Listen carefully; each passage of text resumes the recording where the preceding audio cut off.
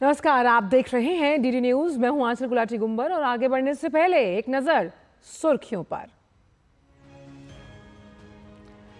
प्रधानमंत्री नरेंद्र मोदी आज महाराष्ट्र और कर्नाटक में करेंगे चुनावी प्रचार। वहीं अमित शाह राजस्थान में, ओम बिरला और मथुरा में हेमा मालिनी के लिए करेंगे रैली।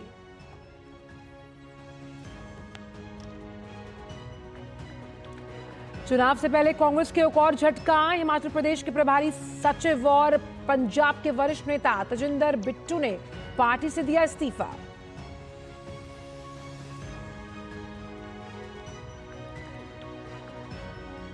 यूपी के अमरोहा में आज राहुल गांधी और अखिलेश यादव एक साथ करेंगे चुनावी प्रचार। बिहार के भागलपुर में भी महागठबंधन प्रत्याशी के लिए सभा करेंगे राहुल। दक्षिण में जगनमोहन रेड्डी और चंद्रबाबू नायडू में घमासान तेज। केरल में वाम दलों ने झोंकी ताकत। मनीष सिसोदिया की नियमित जमानत याचिका पर 30 अप्रैल को आएगा फैसला। राउज एवेन्यू कोर्ट ने रखा फैसला सुरक्षित।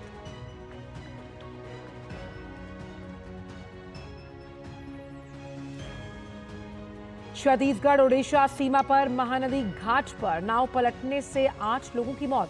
रायगढ़ और झारसुगड़ा जिला प्रशासन के आपसी समन्वय से बचाव अभियान जारी।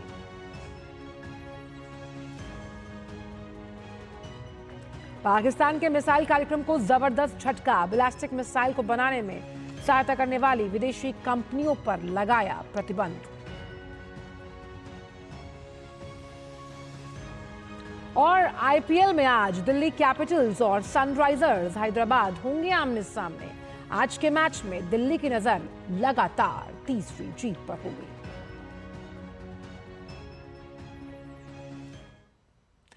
तो आइए खबरों में सबसे पहले बात करते हैं 24 की चुनौती से जुड़ी हुई।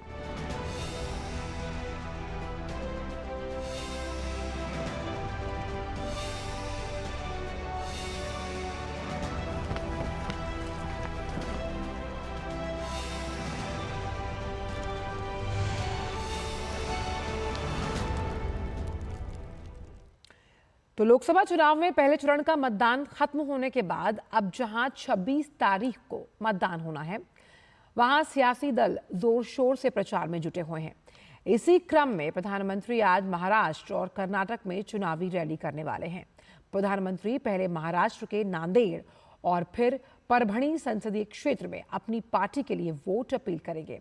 इसके बाद वे कर्नाटक के चिक्काबल्लापुरा और उत्तरी बेंगलुरु में चुनावी प्रचार करेंगे। दोनों ही राज्यों में विपक्षी दलों ने भी पूरी ताकत झोंक दी है।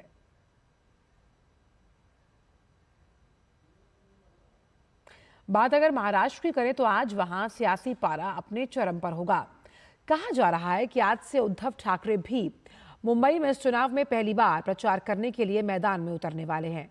जानकारी के मुताबिक वे मुंबई में अपनी पार्टी के उम्मीदवार के लिए वोट मांगेंगे। पंजाब में भी बड़ी सियासी हलचल हुई है। जालंधर के वरिष्ठ नेता तजिंदर बिट्टू ने कांग्रेस से इस्तीफा दे दिया। तजिंदर बिट्टू के भाजपा ज्वाइन करने की संभावना जताई जा रही है। हालांकि अभी तक उनकी तरफ से कोई बयान नहीं आया। कांग्रेस के हिमाचल प्रदेश प्रभारी सचिव थे तजिंदर बिट्टू और प्रियंका गांधी के करीबी नेता के तौर पर भी जाने जाते थे।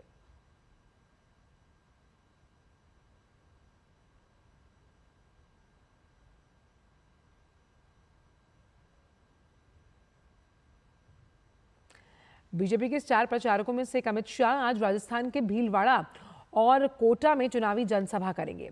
भीलवाड़ा लोकसभा क्षेत्र के शकरगढ़ कस्बे में होने वाली अमित शाह की रैली में भाजपा प्रत्याशी दामोदर अग्रवाल भी साथ होंगे। इसके बाद अमित शाह कोटा में बीजेपी के पक्ष में प्रचार करते हुए नजर आएंगे। तो भीलवाड़ा में भाजपा प्रत्याशी दामोदर अग्रवाल के लिए प्रचार करेंगे अमित शाह और कोटा में ओम बिरला के लिए वोट की अपील करते हुए नजर आएंगे अमित शाह। ओम बिरला के सामने कांग्रेस के प्रहलाद गुंजल चुनावी मैदान में अपनी ताल ठोकते हुए नजर आ रहे हैं और यहां मुकाबला रोचक है। और राजस्थान के बाद अमित शाह का आज यूपी का दौरा करने का भी कार्यक्रम है। यहां उनकी सभा मथुरा में होनी है। मथुरा में बीजेपी के मौजूदा सांसद हेमा मालिनी फिर से चुनाव लड़ रही हैं।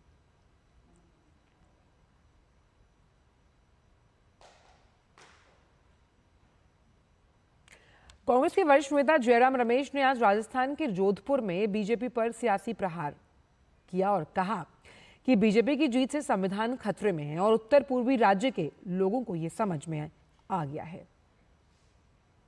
उत्तर पूर्वी राज्यों में लोग समझ गए हैं कि अगर बीजेपी को एक बार फिर जनादेश मिलेगा तो संविधान खतरे में है। संविधान में इन राज्यों के लिए विशेष प्रावधान किए गए हैं और वो जानते हैं कि जो सरकार 370 अनुच्छेद हटा दिया है, 371 भी हटाया जा सकता है और 371 के तहत अरुणाचल प्रदेश, मिजोरम, सिक्किम, मणिपुर, असम और नागालैंड के लिए विशेष प्रावधान दिए गए हैं। तो उत्तर पूर्वी राज्यों में आज सबसे बड़ा मुद्दा यह है कि लोग ये मानकर चल रहे हैं कि हमारी अनेकता खतरे में है। देश में एक तरफ आम चुनाव चल रहे होंगे, तभी ओडिशा और आंध्र प्रदेश में विधानसभा के चुनावों के लिए भी वोट डाले जाएंगे। इस बार मुकाबला आंध्र प्रदेश के वर्तमान मुख्यमंत्री जगनमोहन रेड्डी और विपक्ष के नेता चंद्रबाबू नायडू के बीच हो रहा है। जगनमोहन रेड्डी ने आज काकीनाडा में चुनावी रैली की और इस दौरान उन्होंने विरोधी दलों पर खूब हमला बोला और कहा कि राज्य में इस समय कोई विकास के काम कर सकता है तो सिर्फ उनकी पार्टी है। ओडिशा के नवीन पटनायक सरकार पर हमला बोलते हुए केंद्रीय मंत्री धर्मेंद्र प्रधान ने कहा कि देश की एक बड़ी नदी महानदी हीराकुंड में होकर बहती है, लेकिन अभी भी इस जगह पर पानी की भारी कमी है। ये राज्य सरकार की नाकामी है। हर घर जल योजना के तहत प्रधानमंत्री की सरकार ने 10,000 करोड़ रुपए दिए, लेकिन कैग ऑडिट कहता है कि केवल 800 करोड़ रुपए खर्च किए गए हैं। मार्च महीने में डायरिया हो गया। ये पिछले 24 साल की यहाँ की शासन व्यवस्था की ये सर्टिफिकेट है। मैं तो आज ही एक ही विषय में कॉन्सेंट्रेट कर रहा हूँ, एक ही विषय उठा रहा हूँ। ना सिंचाई के लिए पानी है, ना शहरों में गांवों में स्वच्छ पीने के लिए पानी है। प्रधानमंत्री नरेंद्र मोदी जी की सरकार ने पेयजल के लिए हर घर नल में जल कार्यक्रम में उड़ीसा को 10,000 करोड़ रुपया दिया है, लेकिन सीएजी ऑडिट कह रहा है सिर्फ 800 करोड़ रुपया खर्चा हुआ है। ये सरकार लोगों की आवश्यकता के प्रति कोई ध्यान नहीं देता है, संवेदनहीन सरकार है, लाचार सरकार है, भ्रष्ट सरकार है। राजस्थान के मुख्यमंत्री भजनलाल शर्मा ने राजस्थान में मतदान कम होने पर अपनी प्रतिक्रिया देते हुए कहा कि हर जगह मतदान का प्रतिशत कम हुआ और इसके कई कारण हैं, लेकिन भाजपा का मतदाता मतदान करने के बाद ही जलपान करता है। उन्होंने हमें वोट दिया है और हमें पूरा भरोसा है। राजस्थान भाजपा का गढ़ है, हम 25 की 25 सीटें जीतेंगे। जनता ने जिस तरह से वोट किया है और हमने देखा है, वोट परसेंटेज किन्हीं कारणों से थोड़ा कम रही। गर्मी भी थी, कई कारण और भी थे, शादी ब्याह का भी है। लेकिन मैं कहना चाहता हूं कि जो 12 सीट हैं भारतीय जनता पार्टी इन 12 सीटों में पूरी तरह से जीतेगी। राजस्थान में 25 की 25 सीट भारतीय जनता पार्टी जीतेगी। सभी जगह से हमने फीडबैक लिया है, सभी जगह से हमने पूछा है, तो जनता का उत्साह और उमंग और जो उन्होंने बताया है, निश्चित रूप से हम ये 12 सीट भी जीतेंगे और आगे वाली 13 सीट भी जीतेंगे। वही बात अगर बिहार की करें तो भागलपुर के सैंडस कंपाउंड में आज कांग्रेस के पूर्व अध्यक्ष राहुल गांधी की चुनावी जनसभा होगी। इसमें बिहार के नेता प्रतिपक्ष तेजस्वी यादव और वीआईपी प्रमुख मुकेश साहनी भी शामिल होंगे। राहुल गांधी इंडी गठबंधन के कांग्रेस प्रत्याशी अजीत शर्मा के समर्थन में सभा करेंगे। दोपहर के बाद उत्तर प्रदेश के अमरोहा में राहुल अखिलेश आज संयुक्त रैली करेंगे। अमरोहा से बसपा छोड़कर आए दानिश अली कांग्रेस के प्रत्याशी हैं। अमरोहा में बीते 40 वर्षों में कांग्रेस लोकसभा चुनाव नहीं जीत पाई है। बिहार के पूर्णिया से निर्दलीय लोकसभा प्रत्याशी पप्पू यादव ने राष्ट्रीय जनता दल के नेता तेजस्वी यादव पर तंज कसा। पप्पू यादव ने कहा कि अपने कार्यकाल में तेजस्वी यादव ने पूर्णिया और मधेपुरा के विकास के लिए कुछ भी काम नहीं किया। पप्पू यादव ने दावा किया कि वो पूर्णिया के हित के लिए चुनाव लड़ रहे हैं। मेरा मतलब सिर्फ पूर्णिया सीमांचल कोसी से है, उसके विकास से है। तेजस्वी जी को 2 बार डिप्टी सीएम रहे, उन्हें ये बताना चाहिए तो उन्होंने पूर्णिया मधेपुरा के लिए क्या किया, सुपौल के लिए क्या किया, उनकी कोई एक योगदान है या नहीं डेवलपमेंट, तो ना उनकी विकास पर कभी ध्यान रहते है, ना कोसी सीमांचल पूर्णिया में उनकी कोई भूमिका रहती है। पूर्णिया की जनता से इतना नफरत क्यों? यहाँ का चुनाव पप्पू यादव नहीं लड़े, यहाँ का चुनाव पूर्णिया की जनता लड़े। पंजाब के मुख्यमंत्री और आम आदमी पार्टी के नेता भगवंत मान भी आज अपना प्रचार अभियान शुरू कर सकते हैं। पंजाब में लोकसभा चुनाव के लिए आम आदमी पार्टी सभी सीटों पर उम्मीदवार घोषित कर चुकी है। मुख्यमंत्री भगवंत मान खुद प्रदेश की 13 लोकसभा क्षेत्रों की कमान संभालने जा रहे हैं और माना जा रहा है कि वो आज से लोकसभा क्षेत्रों में प्रचार शुरू करेंगे। 3 दिन अलग अलग क्षेत्रों में जाकर रैली और बैठक करने का उनका कार्यक्रम बताया जा रहा है। केरल में लोकसभा चुनाव के मतदान के लिए तीनों प्रमुख गठबंधन के नेताओं ने राज्य के विभिन्न भागों में चुनावी प्रचार तेज कर दिया। कांग्रेस नेता प्रियंका गांधी और सीपीआईएम नेता सीताराम येचुरी जैसे स्टार प्रचारक केरल में आज चुनावी प्रचार करेंगे। प्रियंका गांधी 3 चुनावी सभाओं के जरिए अपनी पार्टी के लिए वोट की अपील करेंगी। फिर तिरुवनंतपुरम में रोड शो किया जाएगा। तिरुवनंतपुरम में कांग्रेस पार्टी की ओर से मौजूदा सांसद शशि थरूर चुनाव लड़ रहे हैं।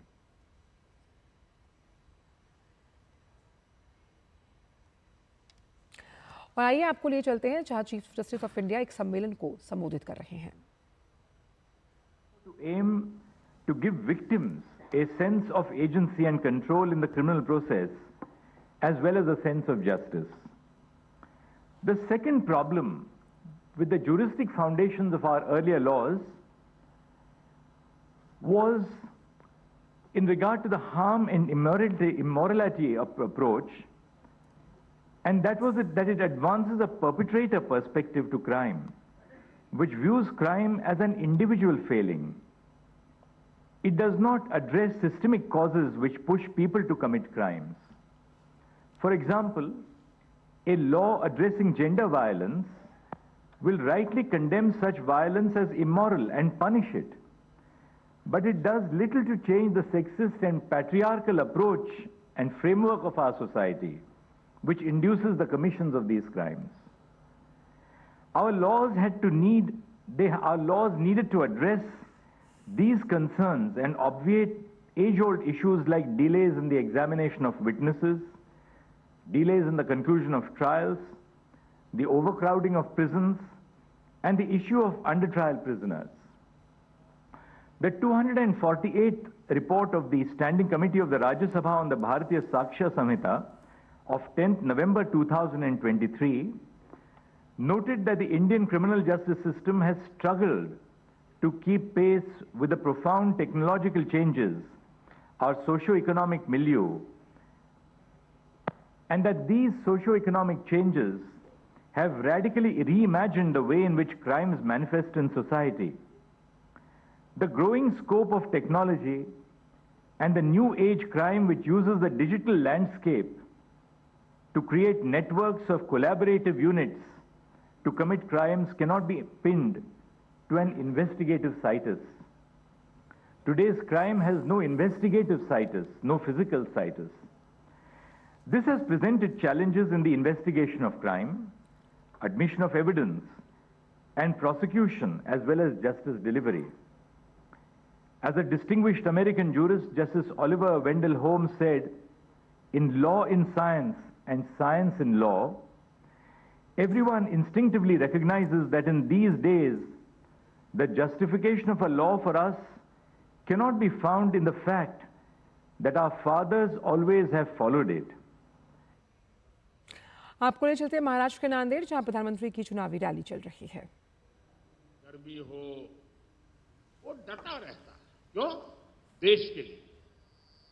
मैं मानता हूं मतदाताओं के मन में भी ये भाव होना चाहिए कि मैं मतदान किसी पर उपकार नहीं करता हूं। मैं मतदान करके मेरे देश का भविष्य पक्का करता हूं। मेरे देश के भविष्य को सुनिश्चित करने के लिए मतदान करता हूं। और इसलिए एनडीए के भव्य विजय की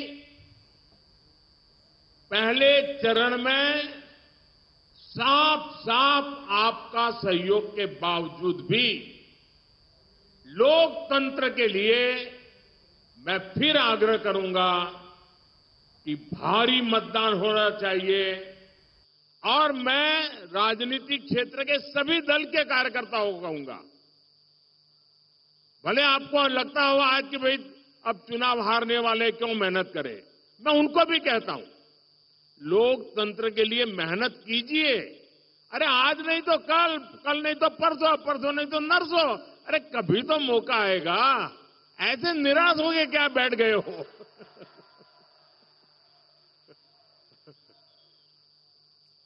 और इसलिए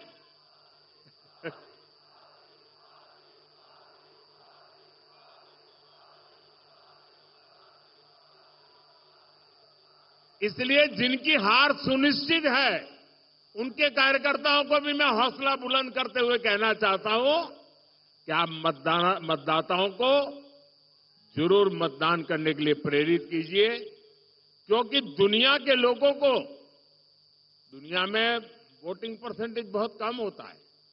भारत में जब इतना सारा वोटिंग परसेंटेज होता है उसका विश्व में प्रभाव होता है। भारत की लोकतंत्र की ताकत का एक मजबूत उदाहरण बनता है। दुनिया को भी भारत को समझने के लिए अधिकतम वोटिंग बहुत जरूरी होता है। और आने वाले 25 साल तो विश्व में भारत के महात्म्य के वर्ष है। और इसलिए अधिक मतदान हमारी लोकतांत्रिक ताकत का परिचय देता है।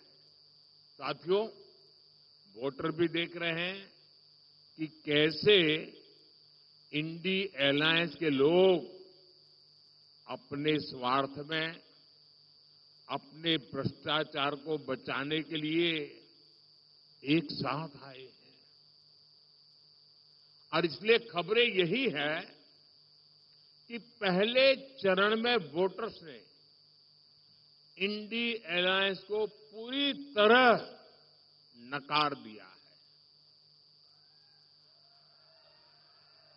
क्योंकि मतदाता जब मतदान करने जाता है सोचता है भाई ये इंडी अलायंस वालों आखिर देश किसके हाथ में सौंपना है, कोई तो चेहरा बताओ। इतना बड़ा देश हम किसको सुपुर्द करें, कुछ तो बताओ। वो बता ही नहीं पा रहे हैं।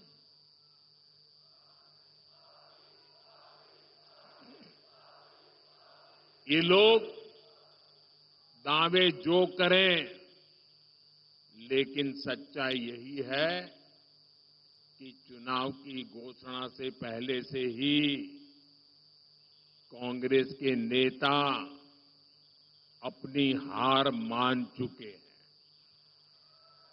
और इसलिए कुछ नेता जो लगातार लोकसभा में जीत करके आते थे, इस बार आपने देखा है वो लोकसभा का चुनाव छोड़ करके राज्यसभा के रास्ते से अंदर जाके बैठ गए हैं। चुनाव लड़ने की हिम्मत नहीं रही है जी। हालात ये है कि इंडी अलायंस वालों को इस चुनाव में लड़ने के लिए उम्मीदवार तक नहीं मिल रहे हैं। ज्यादातर सीटों पर इनके नेता प्रचार ही नहीं करने जा रहे हैं। और आप जानकर के हैरान हो जाएंगे, इस देश की करीब करीब 25% सीटें ऐसी हैं, 25%, जहां ये इंडी अलायंस के लोग अंदर अंदर एक दूसरे के खिलाफ चुनाव लड़ रहे हैं। अब वो किस प्रकार की बातें करते हैं जी। कोई कल्पना कर सकता है, चलो भाई एक आध दो में गड़बड़ हो जाए वो तो समझ सकते हैं। 25% सीटें ऐसी है इस देश के लोकसभा की जिसमें ये जो अपने आप का गठबंधन का क्लेम करते हैं वो आपस में चुनाव लड़ रहे हैं, आपस में एक दूसरे को जेल में डालने की बातें कर रहे हैं, आपस में एक दूसरे पर आरोप लगा रहे हैं। क्या ऐसे लोगों पे भरोसा कर सकते हैं? क्या ऐसे लोगों पे भरोसा कर सकते हैं? जो अंदर अंदर भरोसा नहीं कर सकते हैं उस पर आप भरोसा कर सकते हैं क्या? देश भरोसा कर सकता है?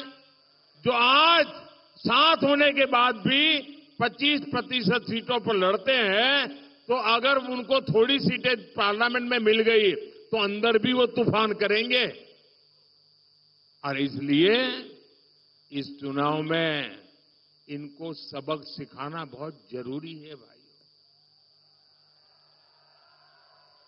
और देखिए, कांग्रेस के जो शाहजादे हैं उन्हें भी वायनाड में संकट दिख रहा है। शाहजादे और उनकी टोली 26 अप्रैल को वायनाड में वोटिंग का इंतजार कर रही है। जैसे ही 26 को वायनाड में वोटिंग पूरा हो जाएगा, ये शाहजादे के लिए एक और सुरक्षित सीट घोषित कर देंगे और कहीं और से फिर से लड़ाना पड़ेगा उनको, क्योंकि उनके अलायंस के साथी भी एक दूसरे को गालियां दे रहे हैं। कल तो आप सुन रहे थे महाराष्ट्र के नांदेड़ से प्रधानमंत्री की चुनावी जनसभा, जहां प्रधानमंत्री लोगों से मतदान करने की अपील कर रहे थे दूसरे चरण के चुनाव को लेकर। और आइए अब रुख करते हैं उत्तर प्रदेश का, जहां पर मुख्यमंत्री योगी आदित्यनाथ ने लोकसभा चुनाव के पहले चरण में हुए मतदान में भाजपा के पक्ष में भारी मतदान किए जाने का दावा किया। उन्होंने कहा कि 400 पार के साथ केंद्र में आगामी सरकार भाजपा की ही बनेगी। उत्तर प्रदेश की 8 सहित देश के 21 राज्यों की 102 लोकसभा सीटों पर चुनाव संपन्न हुए हैं। अब तक के जो रुझान है वह इस बात को बहुत ही स्पष्टता के साथ प्रदर्शित करते हैं कि पूरे देश के अंदर आम जनमानस का जो मत है वह फिर एक बार मोदी सरकार के लिए प्रचंड रूप से सामने आ रहा है। उत्तर प्रदेश की अमेठी लोकसभा सीट देश में राजनीतिक दृष्टिकोण से महत्वपूर्ण सीट मानी जाती है। हर बार के चुनाव की तरह इस बार भी देश भर की निगाहें अमेठी पर लगी हुई हैं। 1977 और 1998 के चुनावों को छोड़कर इस सीट पर कांग्रेस या गांधी परिवार का कब्जा देखने को मिला। संजय गांधी, राजीव गांधी, सोनिया गांधी और राहुल गांधी ने अमेठी का प्रतिनिधित्व किया। पिछले लोकसभा चुनाव में बीजेपी की स्मृति ईरानी ने राहुल गांधी को 55,000 वोटों से हराकर गांधी परिवार के वर्चस्व को खत्म कर दिया था। आइए देखते हैं। देश की अमेठी लोकसभा सीट हमेशा से ही सुर्खियों में रही है और राजनीतिक विश्लेषकों की चर्चा के केंद्र में भी। 18वीं लोकसभा के चुनाव के लिए उत्तर प्रदेश की प्रतिष्ठित सीट पर भारतीय जनता पार्टी ने इस बार भी राहुल गांधी को हरा चुकी केंद्रीय मंत्री स्मृति ईरानी पर ही अपना दांव लगाया है। लेकिन कांग्रेस ने अभी अपने उम्मीदवार को लेकर कोई फैसला नहीं किया है। आश्चर्यजनक तौर पर गांधी परिवार के दामाद और कांग्रेस महासचिव प्रियंका गांधी के पति रॉबर्ट वाड्रा ने कुछ दिनों पहले ये कहकर चौंका दिया कि अमेठी की जनता उनकी ओर उम्मीद भरी निगाहों से देख रही है।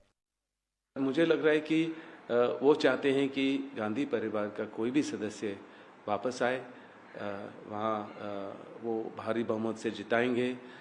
यहाँ तक कि वो मेरे से भी प्रेरणा करते हैं और आशा करते हैं कि मैं वहाँ अपना पहला कदम अगर राजनीति में रखता हूँ और सांसद बनने की सोचता हूँ तो मैं अमेठी को ही रिप्रेजेंट करूँ। कांग्रेस के पूर्व अध्यक्ष राहुल गांधी को पिछले लोकसभा चुनाव में अमेठी से करारी हार का सामना करना पड़ा था और केरल की वायनाड सीट ने उन्हें अपना सांसद बनाकर के लोकसभा में भेज दिया। इस बार भी राहुल वायनाड से ही चुनाव लड़ रहे हैं, जहां मतदान 26 अप्रैल को होना है। अमेठी से कांग्रेस ने अब तक अपना उम्मीदवार क्यों तय नहीं किया है, इस मुद्दे पर जनता भी उतनी ही कंफ्यूजन में है जितनी कांग्रेस। माहौल ठीक ही है भैया, और यहाँ से अभी तो देखो कौन भाजपा टिकट क्लियर किया है। राहुल गांधी भी अपना उम्मीदवार उतार नहीं रहे, लेकिन हम लोग तो बीजेपी का ही सपोर्ट करेंगे और बीजेपी के ही। कि राहुल गांधी आते हैं, प्रियंका आते हैं, वाड्रा किसको लेके आते हैं, अभी कुछ लग भी तो नहीं रहा है, बता भी नहीं रहे हैं। देखिए क्या होता है। पब्लिक है उनकी, खुद बताएगी समय आने पे, जो रिजल्ट आएगा उनके पक्ष में आएगा उनका स्वागत करें, नहीं आएगा विपक्ष में आएगा उसका स्वागत करें। सामने स्मृति उनकी है, सामने बनी हुई स्टेचू बना हुआ है राजीव गांधी जी का, आज तक इसका वो निराकरण नहीं करा पा रहे हैं कांग्रेस वाले। तो क्या करेंगे, विकास क्या बोलेंगे। और कहते हैं रॉबर्ट वाड्रा कौन है, यहाँ की अमेठी की जनता से मिलती है, कभी मिले हैं। रूबा शुरू 5 साल वो बेचारे दिखे राहुल गांधी जी, 200-250 की लोगों की जनता की भीड़ में निकल गए, कब कहाँ गए कोई पता नहीं है। आप अमेठी का दर्द जानिए ना, वो उससे अच्छा स्मृति ईरानी दीदी जी हैं, बुआ जी हमारी हैं, लेकिन काम अच्छा कर रही हैं, बोलबाला है, कम से कम लोगों को महीने भर में एक बार मिलती है। हम कहते हैं करिए कुछ ना, संतावना बड़ी चीज़ होती है। वर्षों से काम नहीं हुआ था, जो हो रहा है इस समय पे भाजपा में, मोदी सरकार में जो हो रहा है वो अच्छा काम हो रहा है। इस वजह से आप जो है यहाँ राहुल को वही नहीं जानता है, आए जो 20% में 1% जो बचे हैं उन्हीं जानते हैं उनको, बाकी कोई जानता नहीं। हाल ही में अखिलेश यादव के साथ अपनी संयुक्त प्रेस कॉन्फ्रेंस में भी राहुल गांधी ने अमेठी और रायबरेली से उम्मीदवारी पर उठे सवालों पर सिर्फ इतना ही कहा कि यह मामला पार्टी केंद्रीय चुनाव समिति के विभाग के अधिकार क्षेत्र में आता है। आइए एक नजर डालते हैं अमेठी लोकसभा चुनाव क्षेत्र के इतिहास पर। साल 1967 में अमेठी लोकसभा का गठन किया गया, जिसमें गौरीगंज, तिलोई, जगदीशपुर के इलाके शामिल हैं। करीब 19 लाख की जनसंख्या के इस लोकसभा क्षेत्र में 25% आबादी अनुसूचित जाति के नागरिकों की है। साल 1977 और 1998 के चुनाव को छोड़कर हमेशा से ही इस सीट पर कांग्रेस या गांधी परिवार का कब्जा रहा है। गांधी परिवार के संजय गांधी, राजीव गांधी, सोनिया गांधी और राहुल गांधी अमेठी लोकसभा का प्रतिनिधित्व कर चुके हैं। पूर्व प्रधानमंत्री राजीव गांधी 4 बार, सोनिया गांधी 1 बार और राहुल गांधी 3 बार अमेठी सीट का प्रतिनिधित्व कर चुके हैं। लेकिन 2019 के चुनाव में बीजेपी की स्मृति ईरानी ने कांग्रेस उपाध्यक्ष राहुल गांधी को अमेठी से 55,000 वोटों से हरा दिया। आपको बता दें कि अमेठी में 20 मई को लोकसभा के 5वें चरण के चुनाव के दौरान यहां की जनता अपने मताधिकार का प्रयोग करेगी। साल 2004 के बाद लगातार 3 बार प्रतिनिधित्व करने के बाद अमेठी से राहुल गांधी को करारी शिकस्त मिली 2019 में। इस बार राम मंदिर के निमंत्रण को ठुकरा करके कांग्रेस की किरकिरी पूरे उत्तर प्रदेश में हो रही है और अमेठी में विकास कार्यों के साथ साथ ये भी इलेक्शन का एक बड़ा मुद्दा है।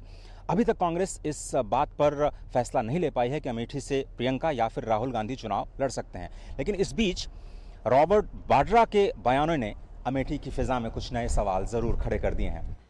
साल 2004 से लगातार 3 बार अमेठी का प्रतिनिधित्व करने के बाद 2019 में राहुल गांधी को अमेठी से हार का सामना करना पड़ा था। राम मंदिर के निर्माण को ठुकराने के मुद्दे पर कांग्रेस की किरकिरी पूरे उत्तर प्रदेश में हो रही है और विकास कार्यों के साथ साथ अमेठी में भी यह भी इलेक्शन कैंपेन का एक अहम मुद्दा है। लेकिन कांग्रेस के पास अभी तक इस बात का कोई जवाब नहीं है कि क्या प्रियंका या राहुल इस सीट से चुनाव लड़ेंगे। हालांकि इन चर्चाओं और सवालों के बीच रॉबर्ट वाड्रा के बयानों ने अमेठी की चुनाव फिजा में नए सवाल खड़े कर दिए हैं। कैमरामैन योगेश तिवारी के साथ अजय मिश्र, डीडी न्यूज, अमेठी। और आइए अब देखते हैं लोकसभा चुनाव से जुड़े कुछ रोचक तथ्य।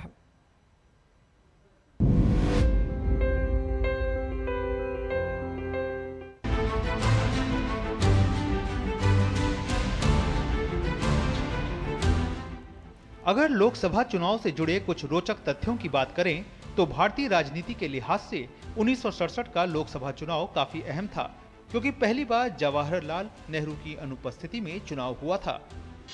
1963 में परिसीमन के बाद 1967 में लोकसभा निर्वाचन क्षेत्रों की संख्या बढ़कर 520 हो गई थी। चौथे लोकसभा चुनाव के लिए 17 से 21 फरवरी 1967 को मतदान हुआ था। वहीं इस चुनाव में कुल मतदाताओं की संख्या 25 करोड़ से ज्यादा थी। हालांकि इन चुनाव में 61.4% मतदाताओं ने अपने मताधिकार का इस्तेमाल किया। गौरतलब है कि 1967 तक लोकसभा और विधानसभा चुनाव एक साथ होते थे। जनादेश डेस्क, डीडी न्यूज।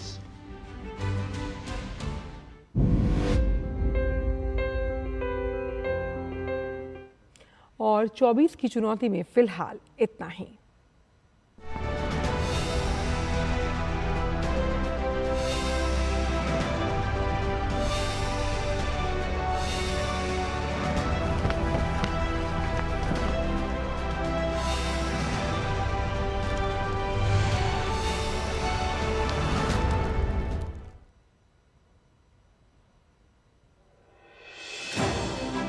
भरोसा सिर्फ तेजी से नहीं, बना है सटीक खबरों से।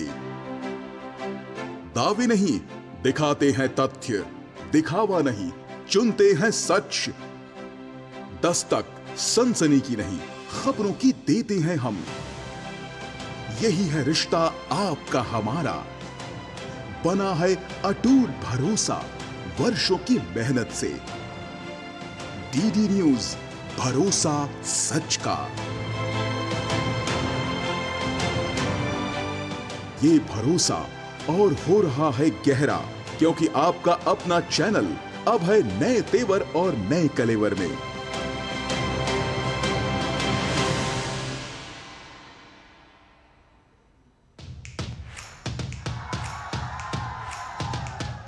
बिछ गई लोकसभा चुनाव की बिसात,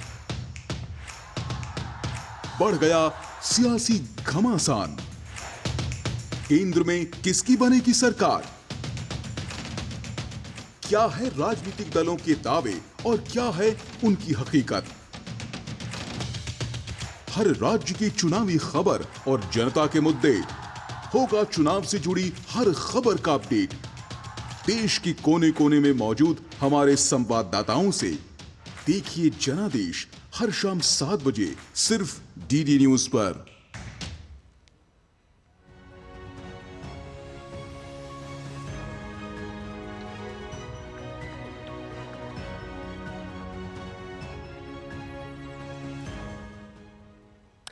ब्रेक के बाद सभी का स्वागत है और अब बात करते हैं पंजाब के संगरूर जिले की, जहां जेल में कैदियों के बीच लड़ाई में 2 लोगों की मौत हुई है और 2 की हालत गंभीर है। कैदियों ने आपस में एक दूसरे पर तेज धार हथियार से हमला कर दिया। ये झड़प खूनी झड़प में बदल गई। हमले के बाद 4 कैदियों को संगरूर अस्पताल में भर्ती करवाया गया है।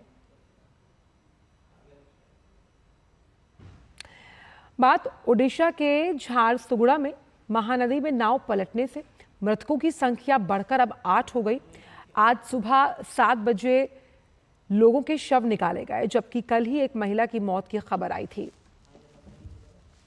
आज निकाले गए शवों में 4 महिला और 3 बच्चे शामिल हैं।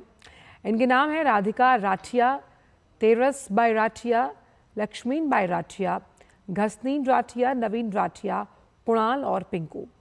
हालांकि अब भी कई लोग लापता हैं। जानकारी के अनुसार नाव में 50 से 60 लोग सवार थे। पुलिस प्रशासन तलाशी अभियान में जुटा हुआ है। नौका में सवार लोग पत्थरसैनी कुडा से बारगढ़ जिले के पंजीपल्ली जा रहे थे और इस हादसे में छत्तीसगढ़ के मुख्यमंत्री विष्णुदेव साय और ओडिशा के मुख्यमंत्री नवीन पटनायक ने दुख जताया। बहरहाल झारसुगड़ा प्रशासन और रायगढ़ जिला प्रशासन के बीच सामंजस्य बना हुआ है। सभी जरूरी निर्देश दे दिए गए हैं।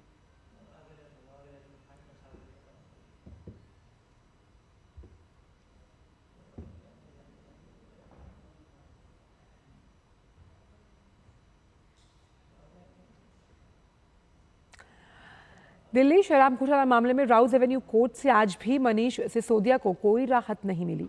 सिसोदिया की नियमित जमानत याचिका पर फैसला अदालत ने सुरक्षित रख लिया। अब राउज एवेन्यू कोर्ट 30 अप्रैल को अपना फैसला सुनाएगा। कोर्ट में सीबीआई ने मनीष सिसोदिया की ओर से दायर जमानत याचिका को खारिज करने की मांग करते हुए उन्हें शराब घोटाला मामले का मास्टरमाइंड बताया। उन्होंने कहा कि स्टेज पर सिसोदिया को जमानत नहीं मिलनी चाहिए। सिसोदिया के वकील विवेक जैन ने कहा कि सिसोदिया की नियमित जमानत याचिका पर कोर्ट ने फैसला सुरक्षित रख लिया। ऐसे में सिसोदिया की अंतरिम जमानत याचिका गैर जरूरी हो गई है।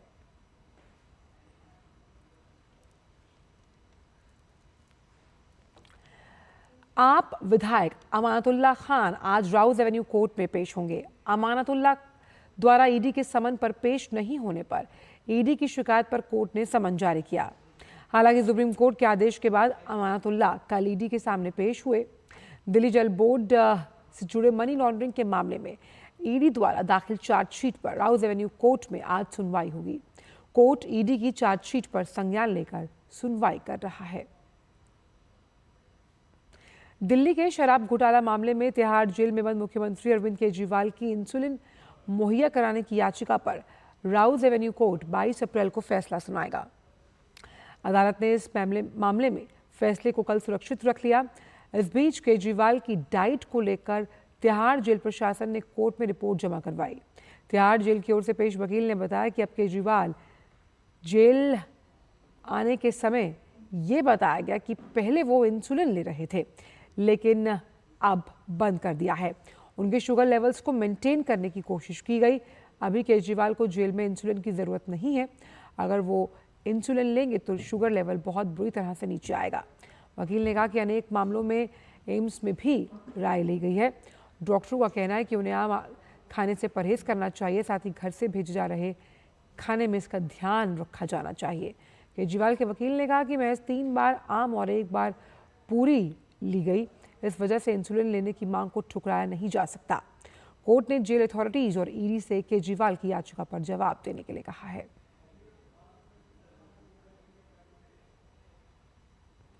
खबर मध्य प्रदेश से, जहां धार में आज 30वें दिन भी सर्वे के लिए एएसआई टीम भोजशाला पहुंची। टीम में लगभग 10 से 15 सदस्य हैं। भोजशाला परिसर में गर्भगृह के सामने हवन कुंड के आसपास सर्वे कार्य पिछले 30 दिनों से चल रहा है। इसके अतिरिक्त दरगाह के पास और अकल कुइयां के पास भी सर्वे कराया गया। बीते 3 महीने 22 मार्च को धार की भोजशाला में सर्वे शुरू हुआ। वाराणसी की ज्ञानवापी की तरह ही भोजशाला में सर्वे किया जा रहा है। मुस्लिम पक्ष ने 22 मार्च को ही सुप्रीम कोर्ट का रुख किया था और उन्हें सर्वे पर रोक लगाने की मांग की गई थी। हालांकि सुप्रीम कोर्ट ने इस मामले में तत्काल सुनवाई से इनकार कर दिया था। तेलंगाना की राजधानी हैदराबाद में मौसम ने करवट ली है। शहर के कुछ हिस्सों में जोरदार बारिश देखने को मिली। बारिश की वजह से लोगों को गर्मी से काफी राहत मिल रही है।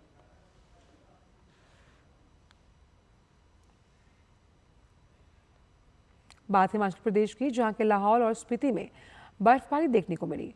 मौसम में आए इस बदलाव के कारण तापमान में भी गिरावट दर्ज की गई है। वहीं जम्मू कश्मीर की अगर बात की जाए, साथ ही श्रीनगर कैफेटेरिया मेहद क्षेत्र में भूस्खलन के कारण राष्ट्रीय राजमार्ग बंद कर दिया गया। हाईवे पर लगातार पत्थर गिर रहे हैं। इस रास्ते में आवाजाही पूरी तरह से बंद कर दी गई। लोगों को सलाह दी जा रही है कि इसे हाईवे पर इस रूट का इस्तेमाल ना किया जाए। वहीं बात अगर केरल की करें तो त्रिशूर शहर में हजारों लोग प्रतिष्ठित त्योहार त्रिशूर पूरम में शामिल हुए। इस प्रसिद्ध वडुकनाथन मंदिर के विशाल मैदान में पूरी भव्यता के साथ इसका आयोजन हुआ। इस वार्षिक उत्सव को आमतौर पर राज्य में सभी मंदिर त्योहारों की जननी के रूप में जाना जाता है। इसमें 30 सजे धजे हाथियों को परामे कवा और तिरुवंबंडी मंदिर में सदियों पुराने रीति रिवाजों और परंपराओं के अनुसार परेड के लिए एक दूसरे के सामने खड़ा किया गया। तिरुवंबंडी और परमकेवु मंदिरों के बीच मैत्रीपूर्ण प्रतिद्वंद्विता और सौहार्द का ये प्रतीक है। रुख अंतर्राष्ट्रीय खबरों की तरफ, अमेरिका ने पाकिस्तान को बड़ा झटका दिया। अमेरिकी विदेश मंत्रालय ने पाकिस्तान के बैलिस्टिक मिसाइल को बनाने में सहायता करने वाली विदेशी कंपनियों पर बैन लगाया। चीन की 3 और बेलारूस की एक कंपनी ने पाकिस्तान के बैलिस्टिक मिसाइल योजना के लिए संसाधन उपलब्ध करवाने में मदद की है।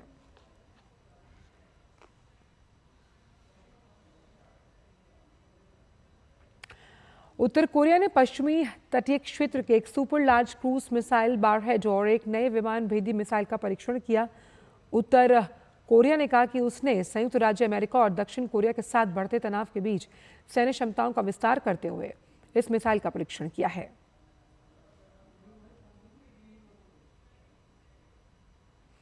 पाकिस्तान में भारी बारिश और बाढ़ के कारण 65 से ज्यादा लोगों की मौत हुई है।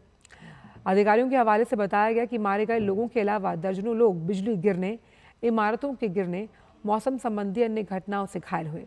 इस्लामाबाद, उत्तरी बलूचिस्तान और अन्य अधिकांश हिस्सों में भारी बारिश और ओलावृष्टि के साथ तूफान की भी संभावना है, जो आने वाले 2 से 3 दिनों तक जारी रह सकती है। अमेरिका के पूर्व राष्ट्रपति डोनाल्ड ट्रंप ने एक समर्थक ने कोर्ट के बाहर खुद को आग लगा दी। दरअसल ये सारा वाकया तब का है जब न्यूयॉर्क के मैनहट्टन कोर्ट में ट्रंप से जुड़े मामले हश मनी केस की सुनवाई हो रही थी। इस बीच कोर्ट परिसर के बाहर अफरा तफरी सी मच गई। मौके पर मौजूद लोगों के मुताबिक व्यक्ति ने पहले हवा में पर्चे फेंके, फिर खुद को और उस पर केन उड़ेलकर खुद को आग लगाई। वहीं डोनाल्ड ट्रंप ने इस मामले में एक भी शब्द अपने समर्थक के बारे में नहीं बोला, जिसने कोर्ट के बाहर खुद को आग लगाई है। भारत के नियंत्रक एवं महालेखा परीक्षक ने बुल्गारिया के राष्ट्रीय लेखा परीक्षक कार्यालय SAI बुल्गारिया के साथ अंतर्राष्ट्रीय सहयोग बढ़ाने के लिए एक समझौते पर हस्ताक्षर किए। CAG ने एक बयान जारी कर इस बारे में जानकारी दी। दोनों देशों के शीर्ष ऑडिट संस्थानों ने समझौता ज्ञापन पर हस्ताक्षर किए। इसका उद्देश्य दोनों देशों के बीच ऑडिटिंग के क्षेत्र में सहयोग और विशेषज्ञता के आदान प्रदान को बढ़ाना है। MOU के जरिए ऑडिटिंग पेशेवरों और तकनीकी टीमों के बीच ज्ञान और अनुभव के आदान प्रदान के लिए एक मंच स्थापित किया जाएगा। MOU पर हस्ताक्षर के समय बुल्गारियाई राष्ट्रीय लेखा परीक्षक कार्यालय के कार्यवाहक अध्यक्ष गॉटिसा ग्रेनचारोवा कोजोरेवा भी मौजूद रहीं। दोनों देशों के बीच हुआ MOU द्विपक्षीय सहयोग को और मजबूत करेगा।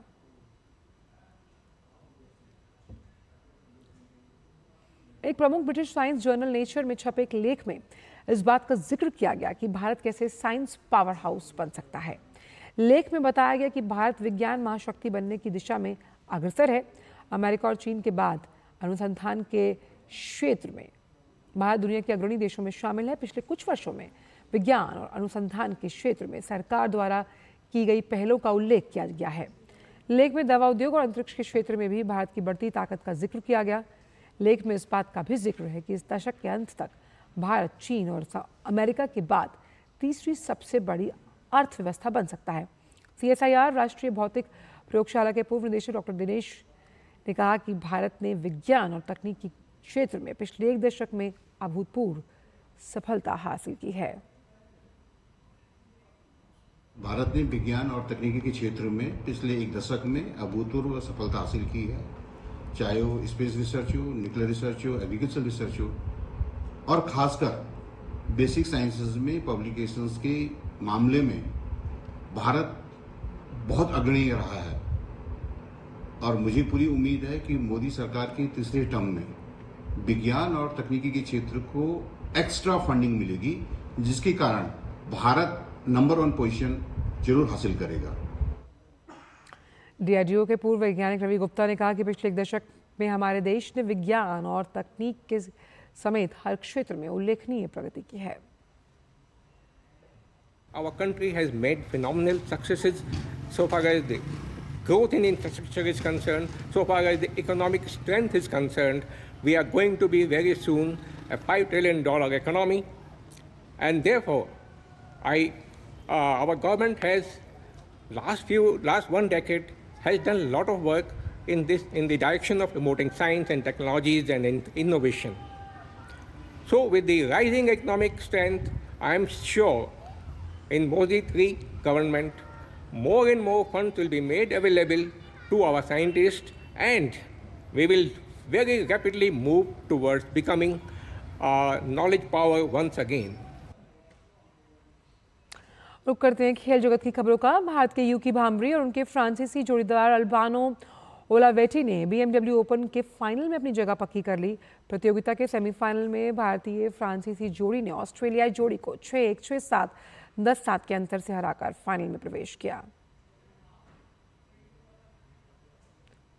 IPL में आज दिल्ली कैपिटल्स का सामना सनराइजर्स हैदराबाद से होगा। मौजूदा टूर्नामेंट में दिल्ली के मुकाबले सनराइजर्स हैदराबाद का सफर बेहतर रहा।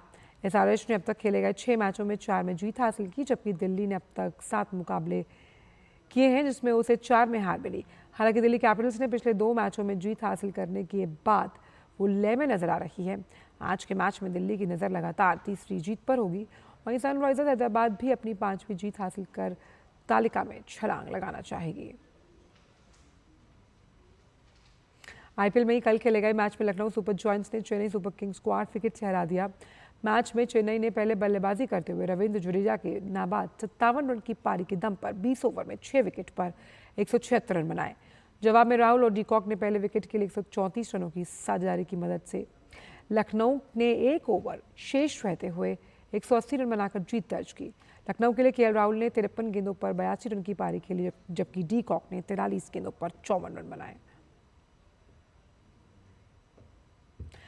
पेरिस में ओलंपिक खेलों की तैयारी अपने अंतिम चरण में है। ये खेल 26 जुलाई से 11 अगस्त तक चलेंगे। इन खेलों में खिलाड़ियों को ज़्यादातर फ्रांसीसी भोजन परोसा जाएगा और इसके लिए स्थानीय और जैविक उपज वाले भोजन पर जोर दिया जा रहा है। यहाँ रोजाना लगभग 40,000 लोगों के भोजन की व्यवस्था की जाएगी। देखिए रिपोर्ट। फ्रांस की राजधानी पेरिस में इस साल ग्रीष्मकालीन ओलंपिक खेलों का आयोजन होना है। 26 जुलाई से लेकर 11 अगस्त तक चलने वाले ओलंपिक खेलों में खिलाड़ियों के लिए व्यवस्था दुरुस्त करने का काम जोर शोर से चल रहा है। इस बार ओलंपिक खेलों में हिस्सा लेने वाले खिलाड़ियों के लिए खान पान की विशेष व्यवस्था की जा रही है। इस बात का पूरा ख्याल रखा जा रहा है कि उन्हें खाने में कोई कमी महसूस न हो। एथलीट्स को ज्यादातर फ्रांसीसी भोजन परोसा जाएगा। सिर्फ यही नहीं, उनके फिटनेस पर ध्यान केंद्रित करते हुए स्थानीय और ताज़ा जैविक उपज वाले भोजन पर ज्यादा जोर दिया जा रहा है। यह बात भी सामने आई है कि पिछले वर्ष की तुलना में इस वर्ष मांस युक्त भोजन में कमी की जाएगी। एक एथलीट के लिए ओलंपिक उनके बचपन का सपना होता है। ऐसे में यह बहुत महत्वपूर्ण हो जाता है कि उनके बेहतर प्रदर्शन के लिए उन्हें अनुकूल परिस्थितियां मिले, अच्छी नींद मिले, अच्छा खाना मिले। मेरे लिए स्थानीय और जैविक खाने का महत्व बहुत ज़्यादा है। हम यह सुनिश्चित करना चाहते हैं कि हम अधिक स्थानीय खाद्य पदार्थों का उपयोग करें। खेलों में रचनात्मक भोजन को आगे रखने का अवसर बनाने के लिए पेरिस 2024 ने अपना फूड विजन प्रकाशित किया है। खिलाड़ियों के खान पान का पूरा ध्यान रखते हुए स्थानीय उत्पादकों को भी जरूरत के अनुसार उत्पाद तैयार रखने को कहा गया है। इस बात की समीक्षा स्वयं अधिकारियों द्वारा की जा रही है। फूड विजन पेरिस 2024 के तहत इस बात को सुनिश्चित किया गया है कि खिलाड़ियों के लिए इस्तेमाल किए जाने वाले ज्यादातर खाद्य पदार्थों का उत्पादन ओलंपिक विलेज से 250 किलोमीटर तक की दूरी के क्षेत्र में किया जाए, ताकि 80% से ज्यादा खाद्य आपूर्ति फ्रांस की लोकल हो। वर्ष 2021 की तुलना में मांस का उपयोग आधे से भी कम किया जाएगा और एक संतुलित आहार की व्यवस्था की जाएगी। इस बार ओलंपिक में रोजाना लगभग 40,000 लोगों के भोजन की व्यवस्था की जाएगी। बेशक यह सम्मान की बात है। यह एक वैश्विक कार्यक्रम है और दुनिया भर के एथलीट यहाँ आएंगे। मुझे बहुत गर्व हो रहा है कि ओलंपिक में हिस्सा लेने वाले खिलाड़ी मेरे द्वारा उपजाए हुए आलू खाएंगे। मुझे बहुत अच्छा लग रहा है। एथलीटों के लिए भोजन एक बड़ा मुद्दा है। फ्रांस में किसान, रसोइये, कारीगर, रेस्तरां मालिक, कैटरर्स से लेकर पोषण विशेषज्ञ और ओलंपिक संघ के लोग भी फ्रांस द्वारा पेश किए जाने वाली इस मेजबानी को सर्वश्रेष्ठ बनाने की कोशिश में लगे हैं। एथलीटों के लिए पोषण संबंधी जरूरतें पूरा करने के लिए सभी तरह के व्यंजन पेश किए जाएंगे। विश्व के अलग अलग कोने से आए खिलाड़ियों को किसी तरह की कोई तकलीफ न हो, इस बात पर प्रशासन लगा हुआ है। उनके अलग अलग देशों के सांस्कृतिक व्यंजन की उपलब्धता भी सुनिश्चित की जाएगी। लगभग 10 मिलियन वर्ष पहले दुनिया में एक प्रजाति डायनाथोरियम रहती थी। ये प्रजाति एक बार फिर सुर्खियों में। दरअसल 2 जर्मन स्कूली बच्चों की हड्डियां मिली हैं, जिन्हें लेकर वैज्ञानिकों ने कुछ हैरान कर देने वाले दावे किए हैं। दुनिया की एक विलुप्त प्रजाति डायनोथेरियम, जो कि आकार में बड़े सूंड वाले जानवर और देखने में बिल्कुल आधुनिक हाथियों जैसे ही लगते हैं, एक बार फिर सुर्खियों में है। डायनोथेरियम एक व्यापक प्रजाति थी जो पूर्वी अफ्रीका, उत्तर से दक्षिणी यूरोप और पूर्व से भारतीय उपमहाद्वीप तक फैली हुई थी। इनके मुख्य आहार में पत्तियां शामिल थीं। डायनोथेरियम मध्य मियोसीन से प्रारंभिक प्लेस्टोसीन युग तक जीवित रहे। पर्यावरण परिवर्तन के कारण संभवतः यह प्रजाति विलुप्त हो गई। जर्मनी से एक हैरान कर देने वाली खबर सामने आई है, जहां पर पिछले साल की गई एक दुर्लभ खोज को प्रस्तुत किया गया। 2 जर्मन स्कूली बच्चों को हड्डियां मिली, जिन्हें लेकर एक वैज्ञानिक का कहना है कि वे प्रागैतिहासिक हाथियों की थी। जो लगभग 10 मिलियन वर्ष पहले म्यूनिख के बाहर रहते थे। इन्हें डायनोथेरिया या हाउरेलेफेंट भी कहा जाता था। वर्षों पहले विलुप्त हुए इस भयानक जानवर के बारे में सामने आई इस खोज ने लोगों को चौंका दिया है। यह एक विलुप्त पशु प्रजाति है, डायनोथेरिया, जिसे बोलचाल की भाषा में हाउरेलेफेंट भी कहा जाता है। आज के हाथियों के बारे में हम जो जानते हैं यह उससे काफ़ी अलग है। निसंदेह यह जर्मनी में अब तक मौजूद सबसे बड़ा भूमि स्तनपायी था, जिसके कंधे की ऊंचाई 5 मीटर तक और वजन 12 टन तक होता था। कॉन्स्टेंटिन और मैंने पहले सोचा कि यह लकड़ी है, लेकिन पिताजी ने कहा नहीं, ये एक हड्डी है। हमने इसे खोला तो एक बहुत बड़ा टुकड़ा उस पर गिर गया और पिताजी डर गए कि हड्डी टूट गई है, लेकिन सौभाग्य से ये टूटा नहीं था। ये रोमांचक था क्योंकि आप नहीं जानते कि इससे क्या होगा। लगभग 10 मिलियन वर्ष पहले पाए जाने वाले इस जानवर के बारे में की गई इस खोज ने वन्य जीवन पर आधारित किए गए खोज के इतिहास में एक अलग ही पहचान बनाई है और ऐसे अनुसंधान से जुड़े लोगों के लिए एक मिसाल कायम की है। म्यूनिख के पास एर्डिंग जिले में एक छोटे गांव के पास व्यापक खुदाई के बाद कुल 120 हड्डियां मिलीं। प्रारंभ में 9 वर्षीय कॉन्स्टेंटिन कपुस्टिन और उनके 10 वर्षीय भाई अलेक्जेंडर को केवल एक हड्डी मिली। यह खोज अब तोफकिरचेन में संचालित प्रागैतिहासिक संग्रहालय में प्रदर्शित है। कुछ हड्डियां पहले ही बुरी तरह टूट चुकी थी। रेत हड्डियों पर भारी दबाव डाल रही थी। वे पहले ही टूट चुके थे और अलग खुदाई के दौरान उन्हें नुकसान हो जाता तो यह एक बड़ी समस्या होती। इस परिस्थिति से बचने के लिए हमने उपाय किए ताकि हड्डियों को सही तरीके से निकाला जा सके। जर्मनी में मात्र 10 वर्ष और 9 वर्ष के बच्चों द्वारा की गई इस खोज ने सभी को हैरान कर दिया है। इतनी पुरानी हड्डियां मिलना दुर्लभ है। डायनोथेरियम के जीवाश्म पर की गई इस खोज से आज हम वर्षों पहले विलुप्त हुए इस जानवर के बारे में जान पाए और यह बात इस प्रकार के विषयों पर अनुसंधान कर रहे लोगों के लिए काफी मददगार साबित होगी। और फिलहाल समाचारों में इतना ही। दीजिए इजाजत। नमस्कार।